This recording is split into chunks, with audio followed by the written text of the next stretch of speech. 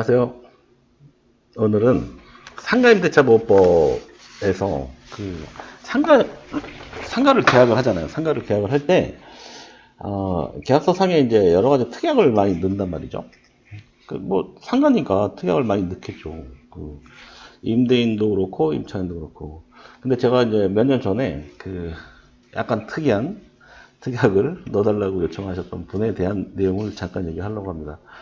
그런데 이분은 굉장히 이쪽 법을 좀 많이 아시는 분입니다. 예, 제가 오늘 설명을 다 드리고 나면 임차인이 임대인하고 계약을 하잖아요. 그러면 상가임대차 보호법이라는 거는 10년을 보장을 받을 수 있잖아요. 그런데 이분 실제로 2년 안에 나갈 수밖에 없는 그런 특약이 있습니다. 사실 이런 내용들을 올린다는 거는 좀 그렇긴 하지만 실제로 이런 상황들이 생길 수 있기 때문에 항상 계약을 진행하기 전에 상가임대차 계약을 진행하기 전에는 특약 같은 걸 굉장히 유심하게 봐야 됩니다. 임차인도 그렇고 임대인도 그렇고. 지금 설명드리는 게 꼭 임대인만 불리하다, 임차인만 불리하다 이런 내용은 아니에요. 참고로 제가 설명을 좀 드리면 특약이 되게 많은데 저희가 이제 보통 교육자료에도 좀 많이 나와 있는 내용들이 있어요. 여기 지금 보시면 15조 강행규정, 이 법의 규정에 위반된 약정으로서 임차인한테 불리한 것은 효력이 없다. 임차인이 불리한 것과 임차인이 유리한 것에 대한 내용에 따라서 법이 판단을 하겠죠. 이거는 유효다, 이거는 무효다. 이런 거에 대한 얘기를 하는 거예요. 그래서 중간에 쭉 설명을 드리다가 오늘 제가 드리려고 하는 얘기에 중간에 제가 지금 사례를 설명드리려고 하는 내용이 나와요. 그래서 일단 얘기를 하다가 특약 얘기를 하다가 그거를 좀 설명을 좀 드릴게요. 무슨 얘기냐면,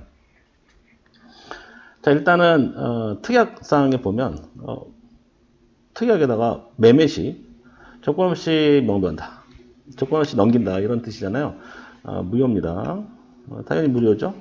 조건 없이 넘기는 게 아니라 새로운 양수인한테 이제 임대인 권리, 그러니까 임대인의 권리를 승계받은 사람한테 이제 처리할 수밖에 없다. 이렇게 보시면 될 것 같아요. 자, 그 다음에 차임연체 시 20% 지연이자를 납부받기로 한다.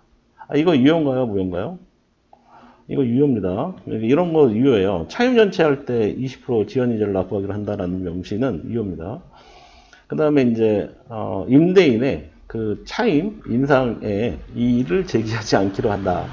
이런 내용이 있는데 유효인가요? 무효인가요? 무효입니다. 무효. 당연히 무효죠.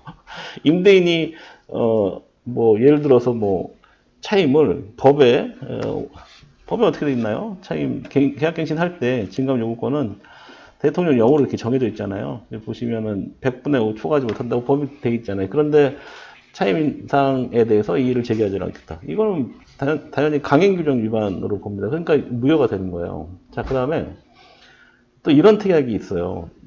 임차인이 모든 시설물을 수리하여 사용하기로 한다. 무효입니다. 당연히 안 되죠. 뭐냐면은 임대인은 임차인한테 상가를 사용할 수 있게끔 이제 소위 사용 수익할 수 있게끔 만들어 놓아야 된다라는 조항이 있어요. 상가임대차 보호법상에. 그러니까 당연히 이 조항은 무효다. 자, 그 다음에 이제 오늘 얘기 핵심이 되는 조항입니다. 재소전 화해 조서로 기간 종료 후 계약갱신 요구 없이 명도하기로 합의한다. 이거 유효인가요? 무효인가요? 이거 유효입니다. 유효해요. 만약에 이 기간에다가 기간까지 해놨어요. 기간 종료 날짜까지 기재를 했다 그러면은 이거는 그 날짜에 나가야 되는 거예요. 명도 해줘야 되는 겁니다. 이게 좀 굉장히 민감한 사항이죠. 이거 왜 그런지는 제가 좀 이따 설명을 드릴게요. 자, 그 다음에 계약 종료 후 덱스와 바닥, 타일, 이전 임차인 시설하기 전 상태로 완전히 철거해야 한다. 이런 특약을 썼다고 가정할게요. 이거 유효입니다. 유효, 이거 무효가 아니에요. 그러니까 이거는 합의사항이잖아요. 당연히 그렇게 될 수밖에 없죠. 자, 그 다음에 이거는 이제 임차인 입장에서 쓴 조항입니다. 잔금 후, 그러니까 잔금이야. 임대차 잔금 후 해당 건물의 위법 건축물 등재로 인해서 허가가 나지 않는다. 이런 경우에 임차인이 이걸 안 날로부터 1개월 이내에 계약을 해지할 수 있다. 이거 유효입니다. 유효. 자, 그 다음에 뭐 이건 뭐 일반적인 내용이니까 다양한 거고. 자, 그 다음에, 본 부동산 매매 또는 재건축을 할 경우 임대인은 3개월 전에 임차인한테 해지 통보를 할 수 있고, 임차인은 해지 통보를 받고 나서 받고 3개월이 지나면 즉시 명도하기로 한다. 무효입니다. 안 되죠? 법대로 하면 되는 거니까. 자, 그 다음에 임차인이 계약 기간 중 계약 해지를 그러니까 해지를 원할 경우 임대인에게 3개월 전에 통보하고 임대인 통보 받은 날로부터 3개월이 지나면 즉시 보증금을 반환하기로 한다. 이거 유효인가요? 무효인가요? 이건 유효입니다. 왜 유효냐? 지금 설명을 드리는 내용이 15조 보시면 강행규정. 자, 이 법 규정에, 자, 강행규정. 이 법 규정에 위반한 약정으로서 임차인한테 불리한 조항만 효력이 없다고 했죠. 여기는 지금 임차인이 불리한 조항이 아니라 임대인이 불리한 조항이잖아요. 그러니까 당연히 유효입니다. 자, 그래서 이제 상가 특약은 대충 이 정도로만 하고요. 자, 제가 아까 중간에 사례를 하나 설명을 드렸잖아요. 어떤 사례였냐면, 뭐라고 얘기해야 되나. 커피 전문점, 땡땡이며, 땡땡이었어요. 커피 전문점에 대해서 이제 상가 계약을 진행을 하는 걸 좀 도와드렸는데, 어떻게 했냐. 임대인이 임차인을 꼭 봐야 된다고 하시더라고요. 그래서 스타 땡땡 커피에서 만나가지고, 이렇게 얼굴 보면서 얘기를 했는데, 임대인이 임차인을 보고, 뭐 사람이 괜찮구나. 장사도 잘 할 수 있을 것 같고. 근데 실제로 그분은 체인을 몇 개 하시는 분이었었습니다. 장사를 굉장히 잘하고 있었던 분이었죠. 근데 임대인이 어떤 걸 요구했느냐. 이게 굉장히 좀 민감한 사항이었거든요. 임대차 계약을 진행하는데, 그때 당시에 특약 문구는 이거는 이제 저희 이제 부동산의 노하우이기 때문에 제가 설명드리기가 좀 어려워요. 근데 이것만 보시면 될 것 같아요. 왜냐면, 재소전 화해조서 임대차에 대한 내용을 기재를 합니다. 자, 이 내용을 잠깐 좀 설명을 드리면, 그러니까 이게 재소전 화해조서가 뭐냐. 잠깐 그걸 보면, 여기 나홀로 소송 뭐 이런 거에 보면 이런 게 나와요. 재소전 화해조서라는 게 뭐냐. 재소전 화해라는 것은 일반 민사 분쟁 소송으로 발전하는 걸 방지하기 위해서, 이게 길어지니까 방지하기 위해서 소제기 전에 지방법원 판사, 단독판사 앞에서 화해를 시켜서 분쟁을 해결하는 절차다.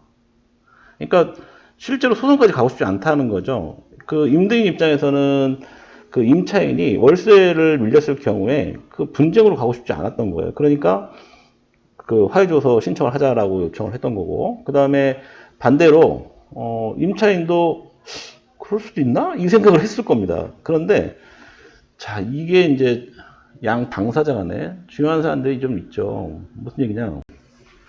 당사자 간에 합의를 해서 성립된 계약 내용을 가지고 법원의 화해조서에 이제 기재함으로써 공증의 효과도 얻는 거예요. 그 다음에 집행 권한으로 사용하기 위한 목적으로 화해조서, 재소전 화해조서를 쓰는 거거든요. 집행 권한이라는 거는 강제 집행을 할 수 있는 판결문 같은 효력이 있는 서류죠. 자, 그런데, 공증하고 재소전 화해조서는 달라요. 무슨 얘기냐면, 공증은 금전 채권, 그러니까, 금전 지급을 목적으로 하는 채권 채무에 대해서만 강제 집행할 수 있는 집행 권한이 될 수 있는 건데, 근데 재소전 화해조서는 금전뿐만 아니라 지금과 같이 이런 임대차 계약 같은 거 있잖아요. 금전은 당연히 물론이고, 채권 채무 관계에 있어서 무엇이든 상관없습니다. 이거에 대해서 강제 집행할 수 있는 집행 권한을 얘기하는 거예요. 재소전 화해라는 게 그런 의미입니다. 그러니까 결국은 소송 절차가 필요 없는 내용이 되는 거죠.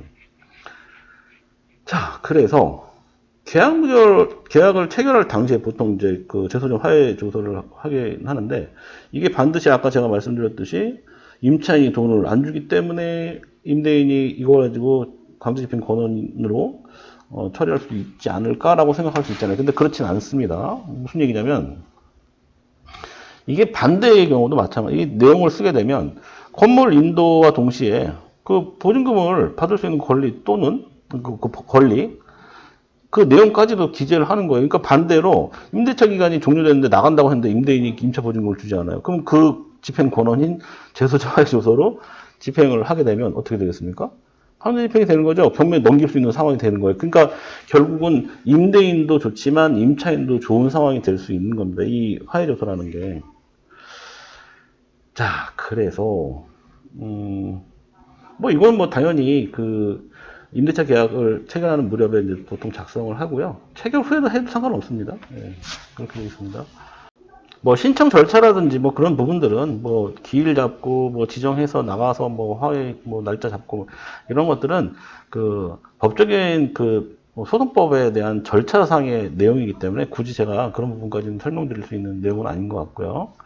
물론 알고 있지만 설명드려야 되는 내용은 아닌 것 같아요.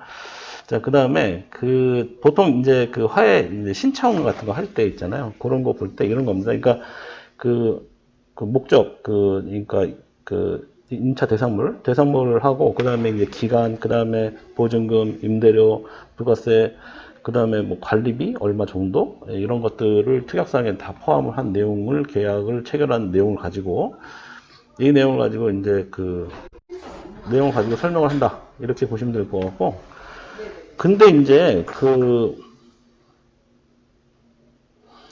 이 화해 조항을 쓸 때 말입니다. 그 여기서 또 이런 거를 또 쓸 수 있어요. 이게 참 강제 집행 권한이 있는 내용이다 보니까 이 부분까지는 좀 그렇긴 한데 임차 건물의 권리비, 영업비, 유익비 등을 일체 청구하지 않는다 이런 표현도 쓸 수 있습니다. 그러니까 이게 이제 법적인 효력이 있는 거라고 아까 말씀드렸잖아요. 화해 조서기 때문에 그런 거거든요. 그러니까 상가를 좀 타이트하게 관리하시는 분들은 이 정도까지 가신 걸 제가 봤어요. 그래서 이 정도로 할 수 있습니다. 그래서 이 정도까지 내용만 쓰면 될 것 같고요. 네. 결론은 그때 당시에 이제 계약이 됐느냐? 계약이 됐겠죠. 계약이 됐으니까 내용을 기억하고 있는 거고요. 근데 어쨌든 장사는 잘 되고 있어요. 아무런 문제 없이. 실제로 그 서류, 그러니까 그 임대인 입장에서도 그 굉장히 자력이 좋았던 분으로 기억을 합니다. 근데 그 서류상으로 그렇게 이제 설정만 그렇게 해놓고 실제로 그걸 가지고 뭐 아직까지 이렇게 무슨 뭐 법적인 진행을 한다든지 그런 거기가 장사가 잘 되는 지역이에요. 그래서 장사가 잘 되는 지역이다 보니까 그 서류상으로만 그렇게 했고 그러니까 소위 이제 나중에 문제가 생길 거를 예비로 해가지고 그걸 만들어놨다 정도로만 생각하셔도 될 것 같아요. 이 부분은 흔치 않은 계약 특약입니다. 제 생각에는 그래요. 왜냐하면 상가 계약할 때 그런 특약까지 쓰는 경우는 거의 많지는 않습니다. 예. 자, 오늘은 제소전 화해조서에 관련된 특약 내용에 대해서 설명을 드렸고 좀 재밌는 내용에서 기억이 나서 한번 기억을 해봤습니다. 방송을 해봤습니다. 궁금하신 사항이 있으면 댓글로 남겨주세요. 구독과 좋아요 눌러주세요. 고맙습니다.